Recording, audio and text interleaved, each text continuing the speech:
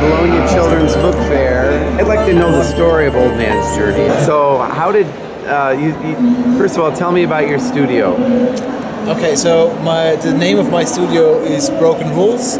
It was founded in 2009. There are 5 co-founders, and since then we made 4 of our own games. That means we, from kind of like the conception to the development to the sales and marketing, we do everything by ourselves. Basically, making games is very hard, and especially making your own games and making everything by yourself. And Old Man's Journey is, in a way, the result of all the mistakes we made that we tried to do right this time. We made 4 games, as I said, since 2009, but we also made 8 children. So we all became parents over the course of the past years. I see myself as a very much like a generalist. So I was going to ask about the vignettes. Right. That's sort of a whole different type of mode that the app goes into. Right, exactly. And those are beautiful too. Right. So these were created in collaboration with an animation and visual development studio called Salon Alpine, and we had this long-standing sort of wish that we wanted to work together on the game, and they're coming from a very cinematic background. They do a lot of... Are they also in Austria? They are also in Austria. They are split actually. One half is in Austria, the other half is in Lisbon, in Portugal. And they come from a cinematic background. We just really like the work that they did, and they are really good at sort of like visual narratives.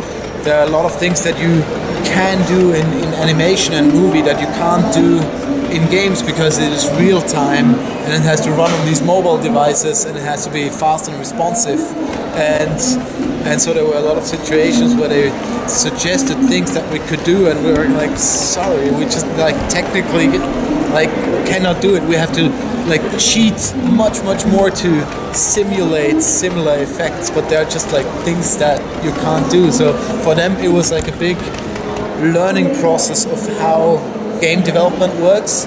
Where did the mechanic of shifting the landscapes come from? That was initially conceived by my partner Felix, who is the game designer and game director. And he was at a friend's place, and he saw a very often used image or the same thing where he had these rolling hills fading away into the distance, and he was just kind of like looking at it and thinking, it would be kind of nice if you could actually walk into that distance. And that actually was sort of a little bit like the first idea, that we could walk into the distance and the landscape would sort of like move forward. But then sort of he had this idea that you could actually like jump from one hill to the other, and what if you could then kind of like shape those hills in different ways, and what kind of puzzle or gameplay elements could we generate from that. And then you also have the train tracks where you... Yes, but that came much later. That was just basically one of the ideas. So the thing was, when we started out, we really only had the game mechanic. We didn't start out from like a narrative point of view. We knew we wanted to do something that was close to us personally and emotionally, but we didn't know what. We only had that game mechanic, and we had this, basically it was only on paper. We had this idea that there's this figure that kind of like you shape the hills and then he can jump from one to the other, and that's more or less all we had. But then we started to think about who that little figure was. It must be a person, and he must have like a reason for traveling. Who is that person, and where is he going, and why is he going, and all these questions kind of like sprang a lot of discussions on where we wanted to head with the narrative, and so this kind of like built up. It's a sad story. It is, yes, it is, but also a hopeful one. I hope, at least. So that was always our. Is it inspired by real life? Is Yes, there absolutely. an old Yes. person that? It was not like, yes, absolutely. My grandparents died in recent years. It is more about family making mistakes, and that like forgiveness essentially, and that love can forgive anything. We always wanted to make something that could communicate to a lot of people, that could appeal to a wide audience.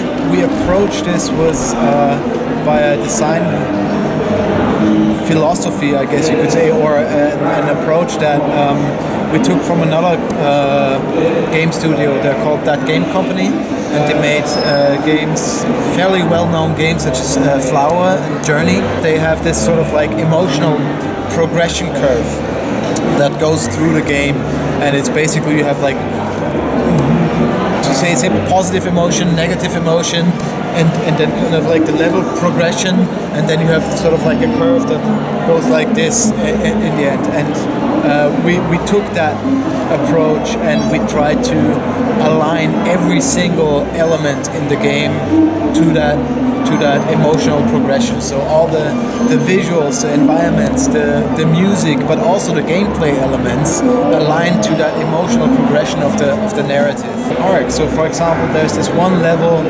where he kind of like he falls into the water and lands in this sort of like some subconscious underwater land, and he has to really, the idea of the level was always he has to go down, and he has to like push away the hills as he goes downward, and he digs deeper and deeper, and at the very bottom there's this gate that with a huge lock that he unlocks, and then he walks into this dark cave behind it, and this metaphor of where his most hidden away memory was locked in. How is Old Man's Journey doing in terms of business and distribution, and have you learned anything along those lines?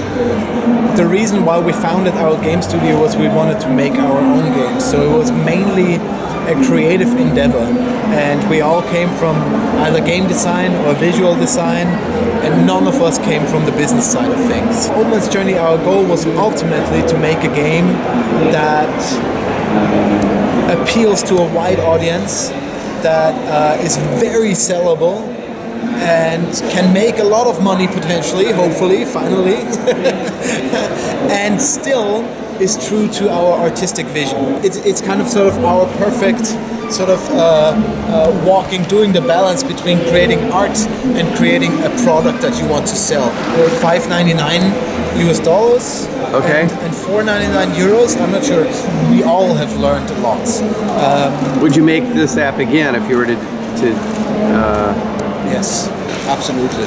I would say, I mean, it's our today most successful work. It is very successful critically, it is very successful financially. What were the tools that you used to...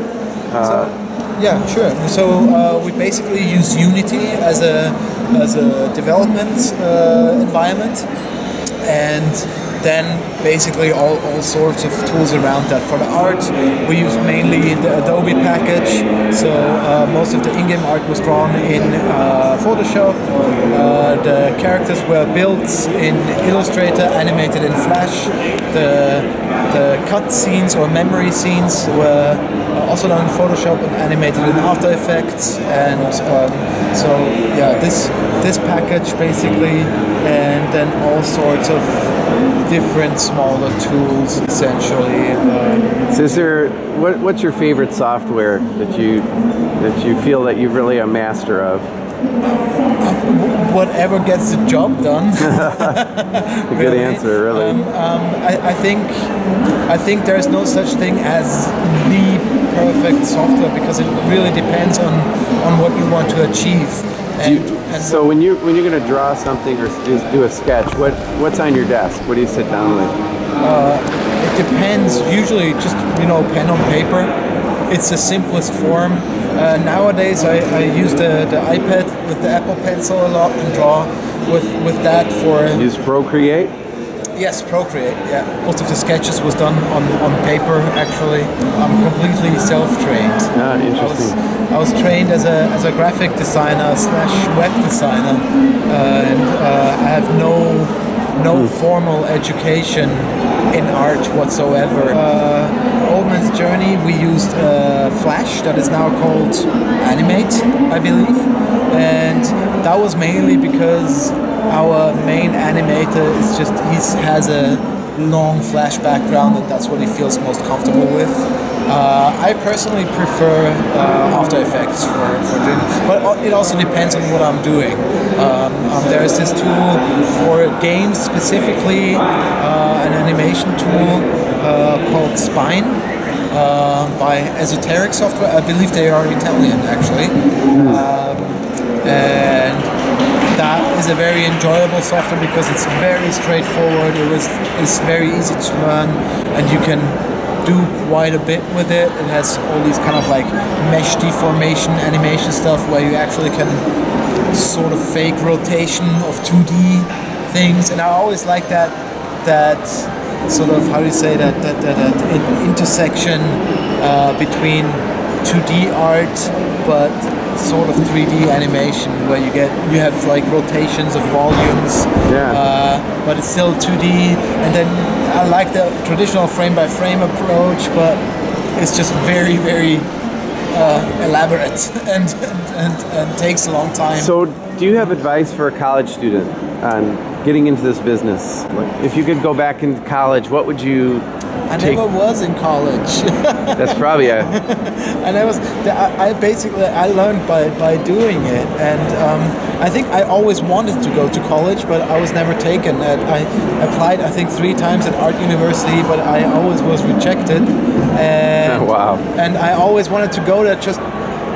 Me personally, I just wanted to have like a space and time where I could just do my own stuff. And that's sort of what I would have wanted out of university, I think. But that opportunity that window didn't open for me, so I had to do it myself. and if I would have to like give a hint, it's definitely like start small. Start like one of the biggest, whenever you show anything of your work, one of the biggest impressions that you can make is if you have finished it.